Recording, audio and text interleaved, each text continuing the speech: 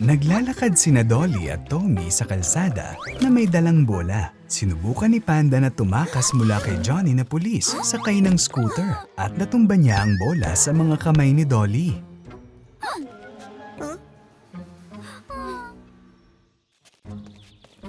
Pinulot ni Tommy ang bola. Biglang sumugod sa kanila ang isang galit na aso. Oh no! Ang bola!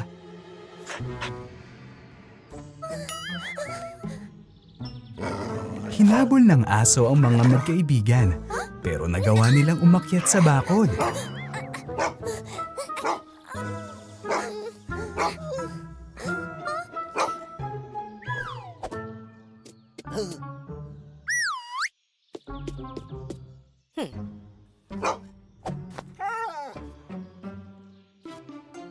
Ito pala ay aso ng pulis na si Johnny. Magkaibigan na sila ngayon.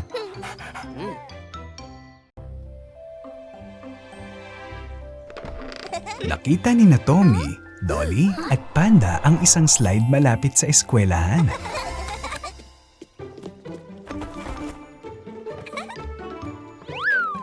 Ang saya-saya sumakay sa slide.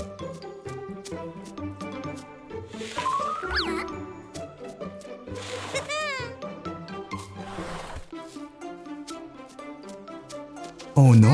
Si Panda ay sumingit sa pila. Yan ay hindi na patas. Tommy, maglaro tayo ng bola.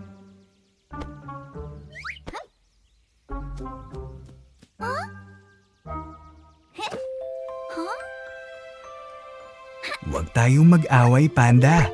Halika, makipaglaro ka sa amin.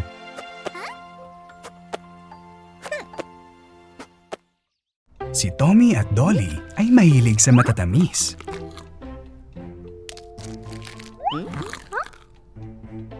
Oh, mukhang isang candy na lang ang natitira. May ideya si Tommy. Hulaan mo kung nasaan ang candy at pwede mong makain ito. Oh no, mali si Dolly. Bibigyan ba natin siya ng pangalawang pagkakataon?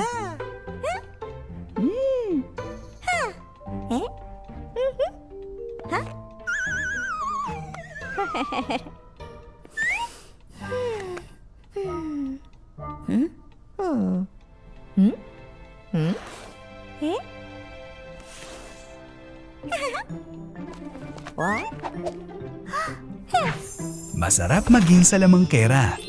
May sapat na candy para sa lahat.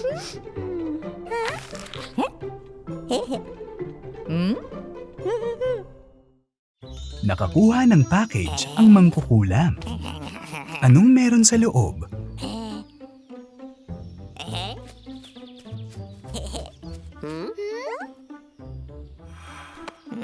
Isang walis. Ngayon ay matututong lumipad sina Dolly, Thorny at Dragon gamit ang walis.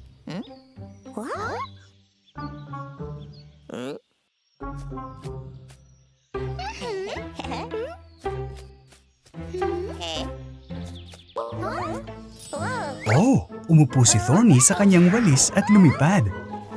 Pigilan mo siya.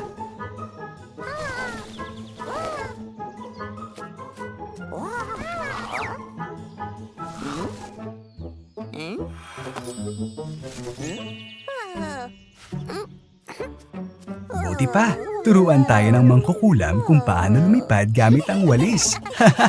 Si Dolly ay may masarap na piraso ng pie. Oras na para kainin ito. Pero ano ito? Sabi ni Tommy, tinatawagan daw ni tatay si Dolly.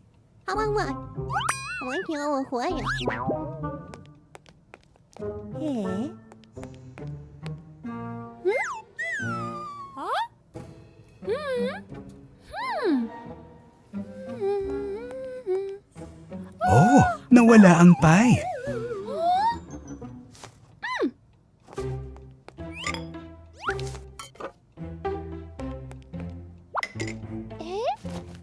Dumating ulit si Tommy. Dolly, tinatawag ka ni tatay. Ngunit hindi naniniwala si Dolly kay Tommy. Mas mabuting kumain tayo ng pie ng magkasama.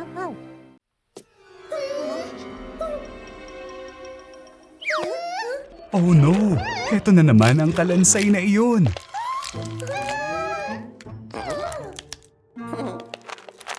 Hindi natutuwa ang mga batang hayop sa mga biro ng kanilang Kuya Johnny. Parang meron dun ah.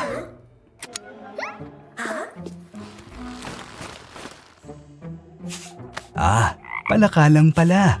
Tinakot mo kami. Ingat! Multo yan!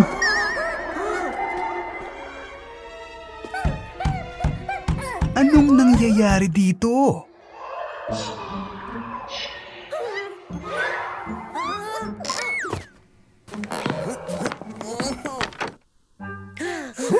Nakarating din kami sa wakas. Tumatawag si tatay.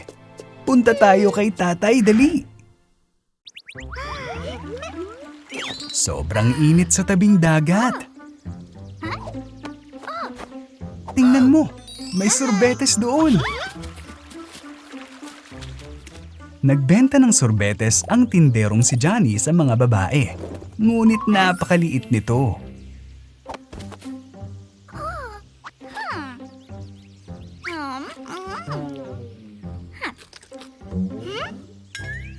May aparatong pampalaki si Tommy.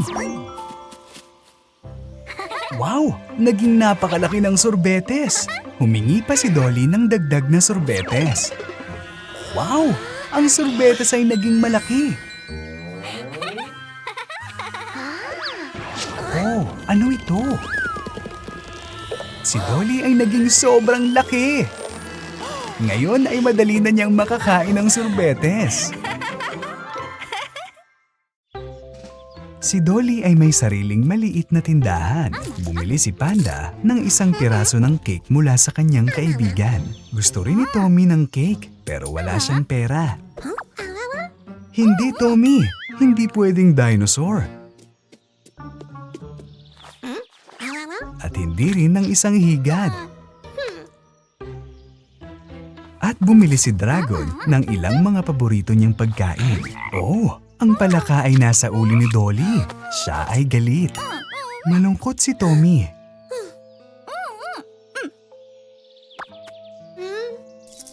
Pero nagbigay si Dragon ng pera kay Tommy.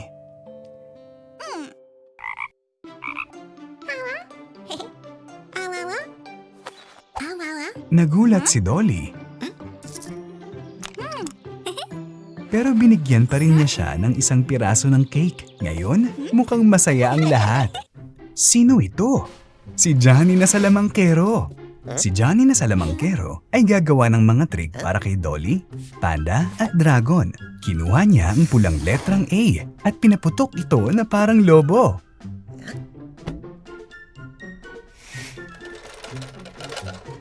Hop! Isang pulang mansanas ang lumitaw kapalit ng pulang letrang A.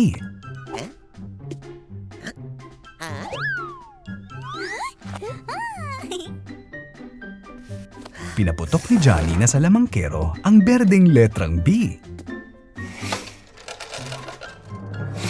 Tingnan ang mga magagandang berdeng paru-paro na ito.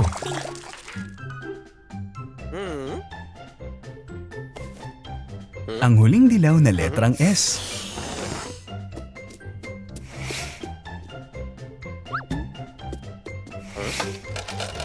Oops! May lumitaw na dilaw na karot.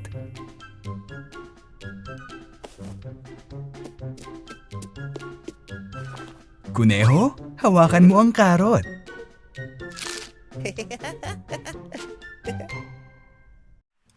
Si Dolly at Tommy ay nanonood ng mga nakakatakot na pelikula. May kumakatok. May kumakatok ng paulit-ulit. Mukhang gustong buksan ni Dolly. Mag-ingat ka. Kakaiba.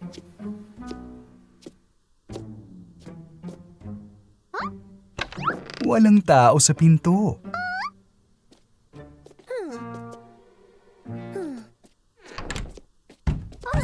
Pero sino yung kumakatok? Wala nang tao ulit. O ingat mga bata!